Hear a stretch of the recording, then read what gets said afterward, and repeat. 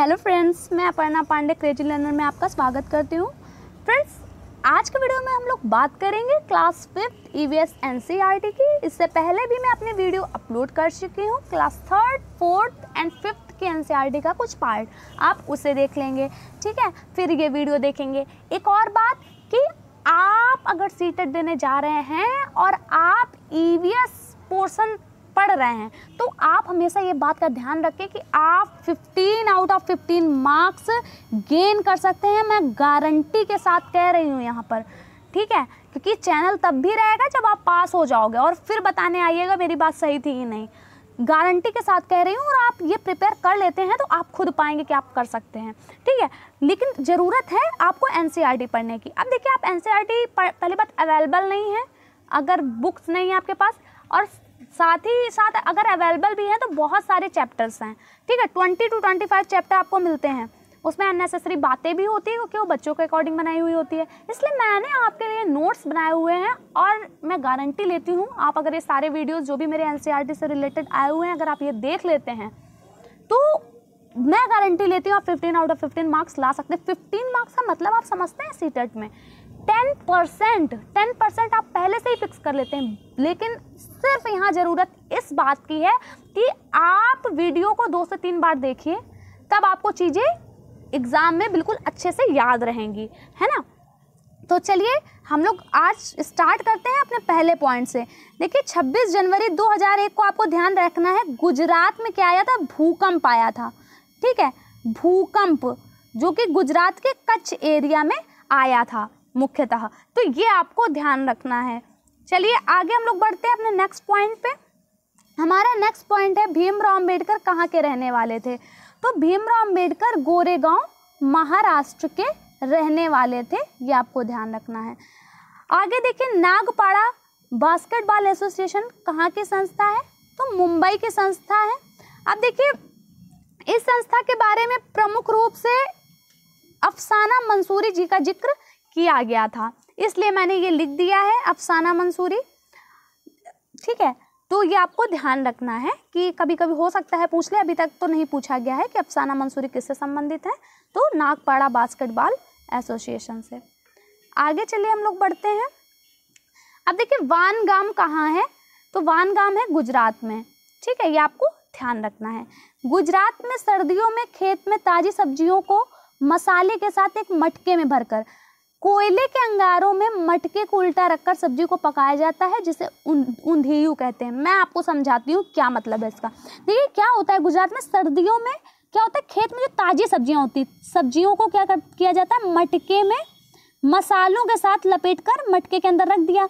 अब मटके को सील कर दिया और फिर मटके को उल्टा करके जो कोयले के अंगारे हैं उनमें क्या कर दिया जाता है, इन्हें पकाया जाता है। तो इस तरीके से जो सब्जी बनती है उसको हम ऊंधियू कहते हैं। अब आपको लग रहा होगा कि ये क्या इंपॉर्टेंट है, इसमें तो कुछ इंपॉर्टेंट था ही नहीं। लेकिन पता है, जो हम लोग को इंपॉर्टेंट नहीं लगता ना, सीटेट को वही इंपॉर्टेंट लगता है, क्योंकि कई बार वो ट्रेडिशनल क्वेश्चन पूछ के हो सकता है आप थक गया हो और ये क्वेश्चन कभी पूछा नहीं तो पूछा जा सकता है, और वहाँ पर आप एक्सक्यूज़ नहीं दे सकते कि ये कहाँ से पूछ लिया गया, क्योंकि वहाँ पर सीबीएसई अपना रिप्लाई देने के लिए तैयार बैठी है कि मैंने तो एनसीईआरटी से पूछा है, मैंने एनसीईआरटी डिफाइन किया हुआ है, आपने एनसीईआरटी नहीं पढ़ा तो उसमें मैं क्या करूँ, ठीक है। तो इसलिए आपको ये बात ध्यान रखनी है। ऊंधियू आपसे पूछा जा सकता है कि ऊंधियू क्या है, बताइए। ऑप्शन दे देगा सांप की एक प्रजाति है, या एक प्रकार की जनजाति है ना, या कुछ और दे देगा, एक प्रकार का फल है। तो आप क्या बताओगे? सब्जी है ना। गुजराती में ऊंधियू का क्या मतलब होता है? उल्टा। देखिए, यहाँ मटका जो है वो उल्टा करके पकाया जा रहा है ना, तो इसलिए हो सकता है यही इसका सेंस हो, तो आपको ध्यान रखना है ऊंधियू का मतलब उल्टा होता है। देखिए, आज का वीडियो बहुत ज़्यादा इंपॉर्टेंट है, लास्ट वीडियो है एनसीईआरटी से रिलेटेड, है ना, तो 15 मार्क्स आपके इसमें फिक्स हो जाएंगे अगर आप सारे वीडियोस देख लेते हैं। चलिए अब बात करते हैं, पहला ही जो बहुत इंपॉर्टेंट पॉइंट आया है जो कई बार सीटेट में पूछा गया, क्रोटन क्या है? तो देखिए, क्रोटन एक पौधा होता है। अब देखिए, ये पौधा क्या होता है कि जो जैसे फसलें होती हैं, है ना, किसान जो फसलें लगाते हैं वहीं पर क्रोटन को लगा देते हैं, तो इसकी जो जड़ें होती हैं वो ज़्यादा गहराई तक तो जाती नहीं है, तो ये फसलों को नुकसान नहीं पहुंचाता है। लेकिन अगर फसलों में पानी की कमी होने लगी है तो ये अपने आप मुरझाना स्टार्ट कर देता है। तो इससे जो किसान भाई हैं वो क्या है, समझ जाते हैं कि फसलों को पानी की ज़रूरत है। तो समझ सकते हैं कि आप ये जो पौधा है वो कितना इम्पॉर्टेंट है। ठीक है, तो चलिए बढ़ते हैं अपने नेक्स्ट पॉइंट पे। नेक्स्ट पॉइंट हमारा केचुओं से रिलेटेड है और केचुओं से रिलेटेड कई बार क्वेश्चन आए हुए हैं। ठीक है, देखो केचुए क्या करते हैं, जमीन में छेद बनाते रहते हैं, जो मिट्टी होती है ना उसमें छेद बनाते रहते हैं, जिससे जमीन क्या होती है, पोली हो जाती है। अब पोली हो जाती है का मतलब कि इनमें बीच बीच में क्या होते हैं, छिद्र हो जाते हैं, तो उसमें हवा पास होती है ना, जो इस मिट्टी को क्या बनाती है, उपजाऊ बनाती है। एक और बात, जो इनका मल होता है वो भी जमीन को उपजाऊ बनाता है। तो ये बात आपको ध्यान रखनी है, दोनों बातें बहुत इंपॉर्टेंट हैं। चलिए नेक्स्ट अपने पॉइंट पे आते हैं। फसल कट जाने के बाद उसे बीजों या दानों को किस मशीन द्वारा अलग किया जाता है। फसल कट जाने के बाद उससे बीजों या दानों को किस मशीन द्वारा अलग किया जाता है, तो आपको ध्यान रखना थ्रेसर। ठीक है, थ्रेसर द्वारा अलग किया जाता है। नेक्स्ट आते हैं टिन खेती पर। इससे क्वेश्चन कई बार बने हुए हैं, आपको ध्यान रखना है। पहली बात तो ये कहाँ होती है, मिजोरम में होती है। दूसरी बात ये है कि ये जो टिन खेती है इसका मतलब ये है कि जितनी जमीन पर एक टिन बीज बोए जाते हैं उसे टिन खेती कहते हैं, है ना। एक टिन बीज है ना, वो जितनी जमीन पे, मान लीजिए इतनी जमीन पर बोए जा रहे हैं, तो इसी प्रकार जो खेती होती है उसको हम लोग टिन खेती बोलते हैं। एक और इम्पॉर्टेंट बात इस खेती के बारे में है, बड़ी रोचक है, कि इस खेती का निर्णय लॉटरी निकाल कर किया जाता है। ठीक है, लॉटरी निकाल कर।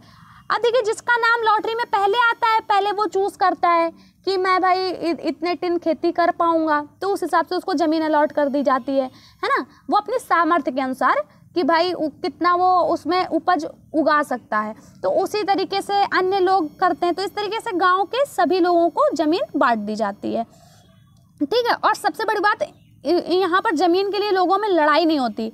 और ये बात आप इससे समझ सकते हैं, देखिए जो टिन खेती हो गई, झूम खेती हो गई, ये ज़्यादातर जनजाति प्रकृति के लोग करते हैं, जनजाति होती हैं वही करती हैं। तो और ये पूर्वोत्तर भारत में होती है। पूर्वोत्तर भारत से मतलब आप समझ रहे होंगे ना, हमारा भारत का जो पूर्वोत्तर हिस्सा है ना, वहीं पर मिजोरम भी पड़ता है। तो मुख्यतः ये कहाँ होती है, मिजोरम में। ये बात आपको ध्यान रखनी है, लॉटरी निकाल कर इस खेती का निर्णय होता है। और एक टिन बीज का मतलब आप समझ लीजिए, इससे कई बार क्वेश्चन बने हुए हैं। एक टिन बीज जितनी ज़मीन पर बोए जाते हैं उसे टिन खेती बोलते हैं। ठीक है, तो आई होप आपको ये सारी बातें मैं बता चुकी हूँ, समझ में आ गई होंगी। नेक्स्ट बढ़ते हैं हम लोग झूम खेती। झूम खेती क्या है, ये मतलब मुझे नहीं लगता ऐसा कोई एग्ज़ाम सीटेट में हुआ होगा जिस ईयर ये क्वेश्चन ना पूछा गया हो। ठीक है, और बार बार रिपीट होता है, फिर भी लोगों से गलत होता है ना। लेकिन आपको गलती नहीं करनी, क्योंकि आप मेरे साथ बने हुए हैं, और आप मेरे साथ बने हुए हैं तो ये समझ लीजिए कि अब आपकी जिम्मेदारी मेरे ऊपर है। और बस मैं जितना कह रही हूँ आप उतना करते चलेंगे। मैं बता रही हूँ ये 125 प्लस भी कुछ नहीं होता, आसानी से 135 लाए जा सकते हैं। मुझसे जो गलतियाँ हुई वो हो सकता है एक नॉर्मल पर्सन से हो सकती हैं, मुझसे थोड़ी सी जल्दी पढ़ने के चक्कर में ऐसा कुछ थोड़ी सी जो मिस्टेक्स हुई उनकी वजह से मार्क्स मेरे गए, नहीं तो 135 प्लस आ सकते थे। और आप भी ला सकते हो, कुछ भी बड़ी बात नहीं है, क्योंकि मैं यहाँ बैठी हूँ आपको बताने के लिए कि आपको कैसे पढ़ना है। बस आप फॉलो करिएगा तब होगा, क्योंकि बाद में पेपर आपको ही देने जाना है। लेकिन मैं जितना बोल रही हूँ वो आपको करना है। एक और आपके लिए यहाँ पर मैं बताना चाहूँगी, आपके लिए गुड न्यूज़ आप समझ सकते हैं। पहली बात तो ये समझ लीजिए आपको प्रीवियस ईयर बहुत इंपॉर्टेंट रोल अदा करते हैं, चाहे वो पेपर 1 हो या पेपर 2 हो। अब क्या होता है, आप जब लगाने बैठते होगे आप देखते होगे कि किसी भी चीज़ का एक फिक्स आंसर नहीं है, कहीं पर कुछ आंसर दिया हुआ है एक ही क्वेश्चन का, तो 10 पेज बाद जो हमारी बुक है उसमें कुछ अलग दिया हुआ है, तो आप बहुत कंफ्यूज हो जाते हो और बहुत दिक्कतें होती हैं। मेरे साथ भी ऐसा ही होता था, लेकिन मैंने फिर उसको बहुत उसमें मेहनत करके रिसर्च करके एक तरीके से मैंने उसको ध्यान दिया। तो देखिए अब मैं उसी पे वीडियो आपके लिए बनाने वाली हूँ, उसमें मैं बताऊंगी, प्रीवियस ईयर में उसमें सॉल्व कराऊंगी और मैं उसमें बताऊंगी कि आप की क्या अप्रोच होनी चाहिए। एक आप समझ सकते हैं ट्रिक्स जो होती है ना, कैसे सॉल्व करते हैं पेपर को, वो मैं बताऊंगी। आप एक बार देखेंगे ना, आपको समझ में आ जाएगा कि कैसे पढ़े जाते हैं प्रीवियस ईयर। और मेरे जितने भी आंसर होंगे वो आयोग की उत्तर कुंजी से संबंधित होंगे, उन्हीं की उत्तर कुंजी के अनुसार होंगे। तो आप उस वीडियो को जरूर, जो भी मैं प्रीवियस ईयर डालूंगी, जरूर देखिएगा, बहुत इंपॉर्टेंट होंगे वो। मैं ऐसे नॉर्मल से क्वेश्चन है विद एक्सप्लेनेशन और विद ट्रिक्स की, अगर आपको कहीं पर कोई चीज़ नहीं समझ में आ रही तो कैसे करके आप आंसर तक पहुंच सकते हैं, ठीक है। तो वो आपको ध्यान रखना है। चलिए, यहाँ हम लोग बात कर रहे थे झूम खेती की, ठीक है। झूम खेती पूर्वोत्तर राज्यों में होती है, ठीक है। यहाँ पर जो एनसीईआरटी में है वो मुख्यतः मिजोरम का नाम मेंशन हुआ है, ठीक है। अब देखिए यहाँ इसमें क्या होता है, एक फसल कटने के बाद जमीन को कुछ साल तक आराम करने देते हैं, मतलब कुछ साल तक उसको छोड़ देते हैं, उसमें खेती नहीं करते हैं, ठीक है। इस जगह जो बांस या जंगल, अब देखिए क्या होता है इसमें, जैसे मान लीजिए कोई खेत है, यहाँ पर क्या हुआ कि फसल कटने के बाद कुछ साल के लिए, कुछ समय तक के लिए इसको ऐसे ही छोड़ दिया गया। अब यहाँ पर क्या होगा भाई, छोड़ दिया जाएगा तो कुछ घास फूस जंगल कुछ उगाएगा यहाँ पर, फिर उसके बाद क्या किया जाता है, इनको गिराकर और इसको जला दिया जाता है, इसमें आग लगा दी जाती है। तो जलाने के बाद जो राख होती है वही खाद का काम करती है, ठीक है, वही खाद का काम करती है, मतलब फिर से खेत को जोता नहीं जाता है, ये बात आपको ध्यान रखनी है, आपको इसमें फंसाएगा, ठीक है। खेत को जोता नहीं जाता, जबकि मिट्टी को हल्के से, वही जो मिट्टी हुई थी राख वाली, उसको हल्के से हिलाकर उसी में बीज छिड़क दिए जाते हैं, ठीक है। तो और एक और बात ध्यान रखनी है कि इसमें एक ही खेत में अलग अलग तरह के बीज बोए जाते हैं। तो आई होप आपको ये सब पॉइंट्स याद रखने हैं जो मैंने बताए हैं कि पूर्वोत्तर राज्यों में होती है, मुख्यतः मिजोरम का जिक्र हुआ है एनसीईआरटी में, तो आपको ये भी ध्यान रख के चलना है क्योंकि एनसीईआरटी से बाहर कुछ भी नहीं आता। आगे क्या है समझ लीजिए एक बार कि जैसे ये है, मैं एक बार फिर से रिवाइज करा देती हूँ। जैसे ये हमारा खेत है, अब इसको फसल कटने के बाद कुछ समय के लिए छोड़ दिया गया। अब भाई छोड़ा जाएगा तो इसमें कुछ ना कुछ पेड़ उगाएंगे, जंगल खड़ा हो जाएगा, घास फूस सब इकट्ठा हो जाएंगे, तो ये लोग क्या करते हैं, उसको काट के गिरा देते हैं और फिर उसी को जला देते हैं। तो जो राख होती है वही खाद का काम करती है, ये अलग से जोतते नहीं हैं, वही खाद का काम करती है। और फिर उसी में थोड़ा सा मिट्टी को हिलाकर उसी में क्या कर देते हैं, लोग बीज डाल देते हैं, है ना। और एक ही समय में अलग अलग तरीके के फसल ये लोग उगाते हैं। तो आई होप आपको झूम खेती बहुत अच्छे से क्लियर हो गई होगी। आगे हम लोग बात करते हैं, फसल पकने पर चेराओ नृत्य कहाँ के लोग करते हैं, तो आपको ध्यान रखना है मिजोरम के लोग। चेराओ नृत्य किससे संबंधित है, मिजोरम से क्वेश्चन आया हुआ है।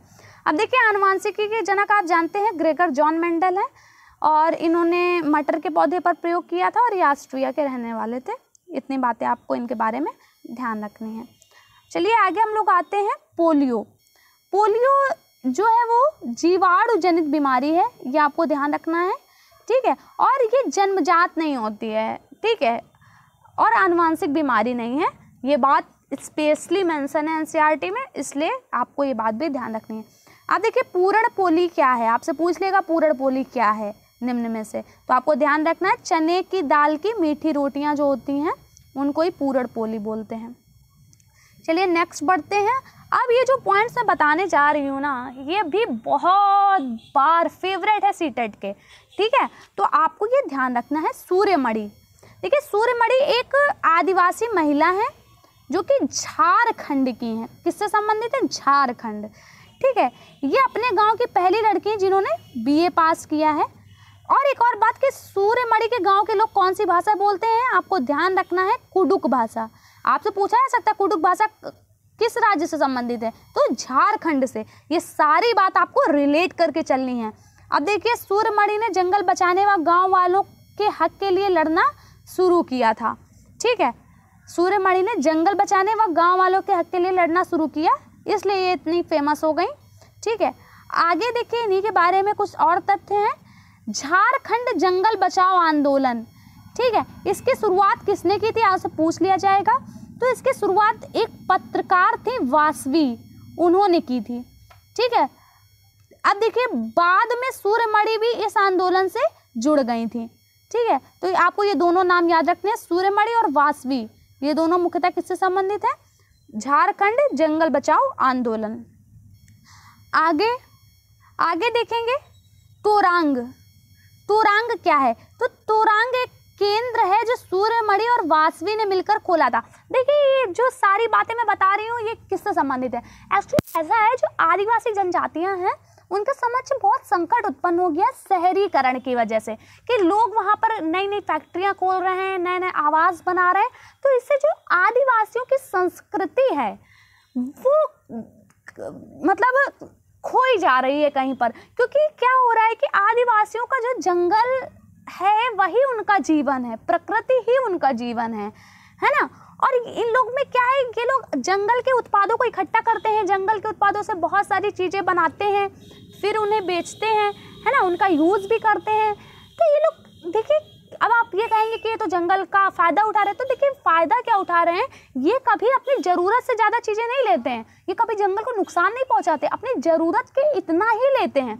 लेकिन जो हम लोग हैं, जो सरकारें हैं, हम लोग क्या करते हैं, हम लोग उनकी संस्कृति को नष्ट करते चले जा रहे हैं, है ना। तो इसी के खिलाफ इन्होंने जो है यही केंद्र खोला था अपनी जो आदिवासी संस्कृति है उसकी रक्षा करने के लिए, कुडुक भाषी लोगों की रक्षा करने के लिए, है ना।